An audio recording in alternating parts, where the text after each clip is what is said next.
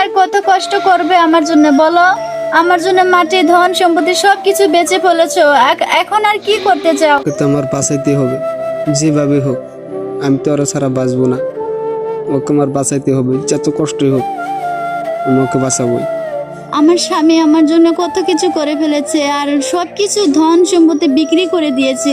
আমাকে এত ভালোবাসে, আমি এখন কি করব? আর ওই স্বপ্নে ভাবতে হবে না, বুঝলা?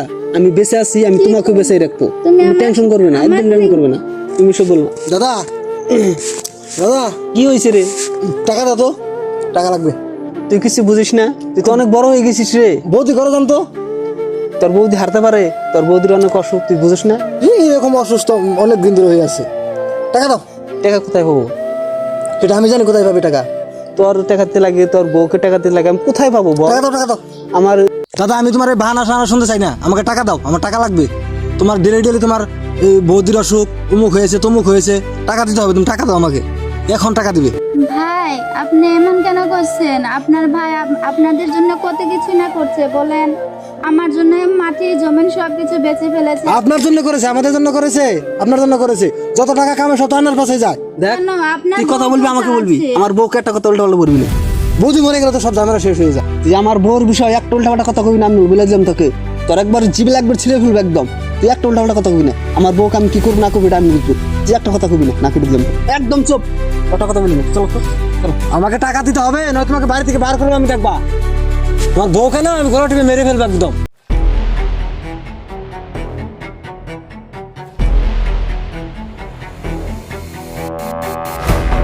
আইরে হায় মহিলা, কামের ডরে যে অসুখের ভান করে যেখানে বসে থাকে, লজ্জা শরম কি কিছু আছে তাতে? হ্যাঁ, একজনকে কাজ করে কাজের মেয়ে বানিয়ে রেখেছে, আর একজনকে মহারানী বানিয়ে রেখেছে।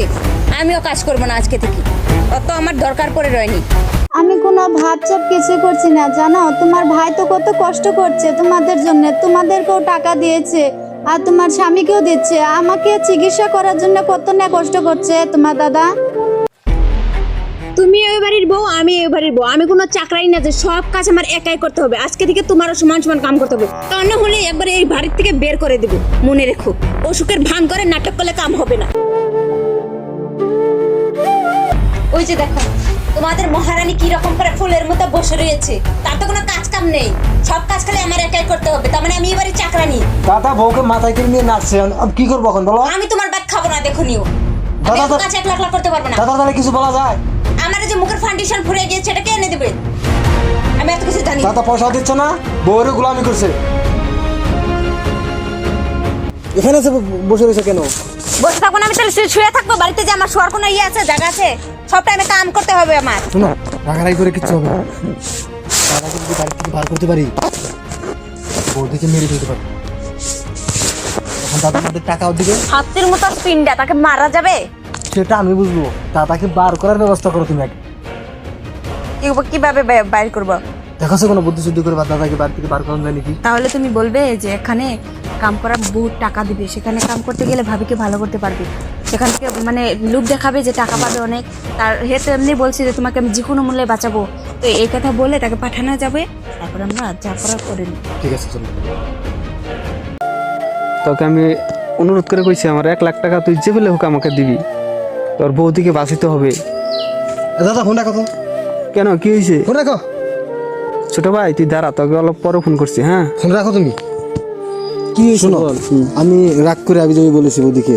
শোনো, তোমার বৌদিকে চিকিৎসা করতে কত টাকা লাগবে? মোটামুটি 4 লাখ মতন লাগবে। তোমার পয়সার কোনো টেনশন করতে হবে না। হ্যাঁ, আমি এই মুহূর্তে খবর নিয়ে আসলাম, একটা জায়গা কাজের জায়গা আছে, সেখানে যদি তুমি 2 মাস কাজ করো, তোমার মোটামুটি 10 লাখের উপরে টাকা হবে। তাই নাকি? হ্যাঁ, তুমি যাবে? কোথায় যাবো আমি? যেখানে হোক তুমি যাবে। আমি যাবো। আমি টাকা লাগবে। তোর বৌদির জন্য আমি যে কিছু করতে পারবো। তুমি 10 লাখ টাকা যদি কামাই করতে পারো, বৌদি ভালো হয়েও আরো টাকা বাঁচবে। কোথায় রে বল? আমি বলছি তোমাকে, দাঁড়াও, অত বয়স হতে হবে না। তুমি কাপড় চোপড় গুছিয়ে সবকিছু রেডি করে তুমি বেরাও, তুমি টাকা পাঠাবে, আমি বৌদিকে চিকিৎসা করবো। দেখ, বাড়িতে বসে আমার তো টাকা দেবে না। ছোট ভাইয়ের মতন কাজ করছিস তুই। হ্যাঁ, আমার খুব ভালো লাগতেছে, বুঝলি? তোর বৌদিকে আমি বাঁচাবো। আমি বৌদিকে ভালোবাসি তো। তুমি ওই টাইমে তো রাগ করে বলেছি তোমাকে। তাহলে আমি করি। তুমি বেরাও, বাড়িতে মানুষ আসবে। আসবে? হ্যাঁ, তোমাকে নিয়ে যাবে। আমি খুব খুশি। তুমি বেরাও, বেরাও। আমার বউ ভালো হবে, আমি খুব খুশি। হ্যাঁ, কাজ হয়েছে না, বাড়ি থেকে খালি বের হও তুমি, তারপরে দেখাচ্ছি না। তুমি যাচ্ছ দেখে শুনে থেকো, বুঝেছো? তুমি চিন্তা করো না, আমার ছোট ভাই আছে, ছোট ভাই বউ আছে, তোমাকে বাঁচাবে। তুমি টেনশন করবে না, আমি টাকা পাঠাবো, ওরা তুমি আরে যাও না দাদা, আপনি টেনশন করবেন না, রাস্তায় আমি দাঁড়ায় তো আছে, আছি। যাও। আমি না আপনার তাহলে বোনের আমিও তোর মতন। বৌদিকে দেখিস, দেখে রাখবো, যাও। তুমি অল্প লক্ষ্য করবে। হ্যাঁ তুমি দেখে শুনে যেও, আমার তোমাকে ছাড়া ভালো লাগে না। থাকো, আর ধরো ধরো। ঠিক আছে দাদা, যাও। দেখে শুনে থেকো। এই যে না বাপ্পা নানি যেখানে বসে রয়েছেন কাজ কেরা করবে? হ্যাঁ, আমি করতে পারবো না, যান কাজ করে আসেন, যান বসে বসে খালি খাওয়া। দেখছো, কাজ করো, বের হও, বের হও, বের হও, বাড়ি থেকে বের হও। আমার সাথে এরকম কেন করছেন আপনারা? হ্যাঁ, আপনার দাদা যখন থেকে বাড়িতে দিয়ে বের হয়েছে তখন থেকে অত্যাচার চালিয়ে যাচ্ছেন। আমি কি করেছি? সব কাজ কর্ম তো আমি কি করি, আপনাদেরকে করে দেই। আপনাদের দাদাকে আমি বলে দিব, আপনারা খুব অত্যাচার করছেন আমাকে। যে দেখছো? থেকে যাইছে বাড়িতে থেকে চলে যাওয়ার পরে থেকে আপনারা দুজন মিলে এত অত্যাচার চালিয়েছেন, আমি কিরকম কিছু চাপা?